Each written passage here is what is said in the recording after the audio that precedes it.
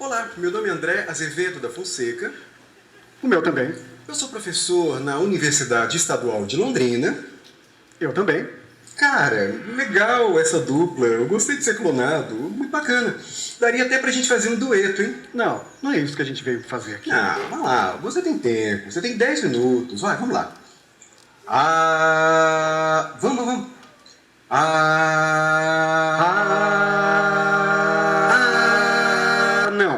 Não é isso que eu vim fazer aqui. Eu sou pesquisador no campo da comunicação e da história cultural. E o objetivo dessa palestra é discutir uma questão que tem me intrigado muito. Quando eu vejo tanta gente fascinada pelos seus aparelhos tecnológicos, pelos milagres que a ciência tem proporcionado, pela magia que as tecnologias têm sugerido, e quando vejo os consumidores adorando seus aparelhos, cultuando as marcas, venerando até os empresários de tecnologia, eu comecei a perceber que os discursos sobre as tecnologias nas mídias estão repletos de símbolos sagrados. Aí eu vi que na publicidade de tecnologia havia muitas referências à imagem do paraíso, que mesmo no jornalismo a ciência frequentemente é descrita através de um deslumbramento mágico. Eu tô meio desconfiado. Parece não ter nenhum sentido afirmar que há elementos religiosos nas propagandas de tecnologia. A ciência se define exatamente por ser baseada na razão. Olha, eu também sei disso, mas depois de 5 anos de pesquisa, eu fui percebendo que desde os anos 70, as mídias têm nos ensinado não só a usufruir das tecnologias, mas a cultuá-las. Se a ciência havia prometido desencantar o mundo, as mídias parecem querer... Mas por que as mídias fazem isso? Para que isso? Olha, para explicar isso, eu preciso, evidentemente, começar pelo começo. E como todos nós sabemos, tudo começou aqui. Que? Calma. Vai ficar claro na apresentação por que o mito do paraíso é tão importante para a nossa imaginação. André, não se esqueça de explicar o conceito de mito. Ah, tem razão. Mito é uma projeção na cultura de intuições profundas que nós guardamos dentro de nós. Então, os mitos não estão presentes apenas nas sociedades antigas. Eles se transformam e continuam nos influenciando e nos acompanhando através de suas encarnações nas mídias, nos ídolos de rock, nos ídolos do cinema. Opa, pode falar. Jung. O homem contemporâneo não consegue perceber que, apesar de toda a sua racionalização e eficiência, continua à mercê de forças fora do seu controle.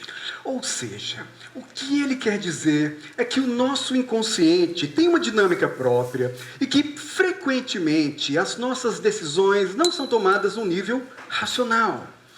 E é por isso que a identificação e a análise de mitos presentes nos discursos da comunicação são tão importantes.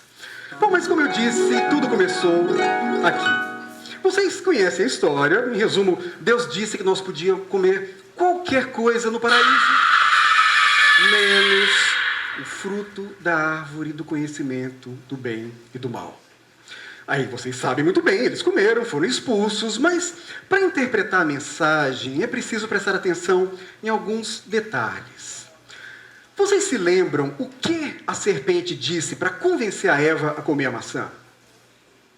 O que você falou? Se vocês comerem este fruto, os seus olhos vão se abrir e vocês serão como Deus, conhecendo o bem e o mal. Ou seja, o pecado original era ultrapassar os limites e fazer com que a gente se igualasse a Deus. Esse é um pensamento que o próprio Nietzsche... Eu falo. O que o mito do paraíso quer ensinar é que a ciência é o pecado original. Que conhecer, pensar e conquistar a autonomia é um mal por si só. Há outros mitos com a mesma mensagem. Prometeu, por exemplo, foi aquele que enganou Zeus para levar o fogo de volta aos homens. Mas, por causa disso, toda a humanidade foi punida. Prometeu foi acorrentado e uma águia comeu seu fígado todos os dias. E para punir a humanidade, Zeus criou Pandora. A missão dela era simples: Não abra o jarro. Mas Pandora, curiosa, abriu o jarro e liberou todas as desgraças que passaram a afligir a humanidade. Então, mais uma vez, a mesma advertência. Não ultrapassem os limites. Não se entreguem à arrogância de querer se igualar a mim. Frankenstein, no moderno Prometeu, se tornou uma figura indispensável na reflexão sobre os limites da ciência. O personagem foi criado no século XIX, mas ele ficou muito popular a partir dessa versão no cinema, em 1931. E é importante observar que o monstro no cinema é diferente do monstro original. E isso é natural, porque os mitos evoluem na história para se conectar à linguagem do seu tempo. Então, nesse filme, o Frankenstein parece um robô. Opa, foi mal.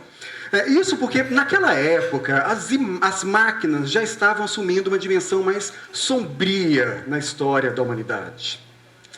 No século XIX, muitos acreditavam que a razão e a ciência conduziriam a humanidade à paz e à prosperidade. Mas as coisas mudaram depois das guerras mundiais. A escala desse desastre parecia indicar que a ciência, sem controle, estava mais ameaçando o mundo. Isso foi a chamada crise da razão. A bomba atômica era um grande símbolo da época. E aí, os discursos das mídias eram muito mais sombrios em relação à tecnologia. Um dos símbolos mais populares era o Big Brother, o líder totalitário do livro 1984, e depois o Hall, a inteligência artificial que se voltou contra os humanos no filme 2001, Uma Odisseia no Espaço. É o mesmo mito, pulando de corpo em corpo. Se Frankenstein é a atualização do Prometeu, Hall é a atualização do monstro de Frankenstein. Mas como é que a coisa se inverteu? Como é que de demonizadas as tecnologias passaram a ser sacralizadas? Quando a geração de Steve Jobs chegou na universidade, as coisas começaram a mudar. Havia todo um contexto que favorecia a massificação dos computadores na sociedade. Mas eu pergunto para vocês, e apaguem a luz, por favor.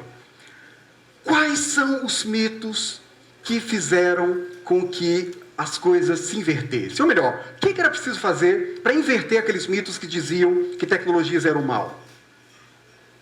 Okay? Isso. Criar novos mitos. Ou inverter os mitos. Então, foi nesse contexto que houve uma mudança na representação que as mídias faziam das tecnologias. Desenhos animados começaram a sugerir um futuro mágico.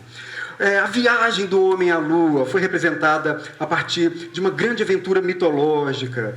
Mas talvez o melhor exemplo dessa estratégia de carregar a própria marca com um astral mítico foi a Apple. Não por acaso uma empresa que tem fiéis que cultuam a sua marca. E o discurso da Apple era simples. Galera, pode comer a maçã. Vocês estão liberados, ninguém vai ser punido por isso. Pelo contrário, agora nós somos jovens, heróis, que vamos combater o Big Brother através das tecnologias. Um outro exemplo que eu acho incrível é o próprio Frankenstein. São as transformações da imagem do Frankenstein. Se em 1931 ele simbolizava os perigos da ciência sem limites, em 1970 ele já era um monstro de comédia, com a mensagem, galera, tecnologia divertida, tranquilo. E no século XXI, Frankenstein é coisa de criança. Meninada, ultrapassem os limites. Se no século XX o Big Brother era o símbolo dos perigos das tecnologias serem utilizadas por governos totalitários, no século XXI é isso. E a inteligência artificial do Hall, tão ameaçadora nos anos 60, virou a simpática voz do Google e da Siri. Enfim, muitos mitos nos disseram que é preciso tomar cuidado para não ultrapassar alguns limites do conhecimento. Mas a partir da massificação dos computadores, esses mitos foram sendo esvaziados ou invertidos, de modo que as pessoas, mais do que perder o medo, passaram a cultuar as tecnologias. Eu entendo que compreender esse discurso formulado pelos meios de comunicação permite que a gente desenvolva uma relação mais crítica com as tecnologias, sem santificá-las, mas sem demonizá-las também. Obrigado. Obrigado.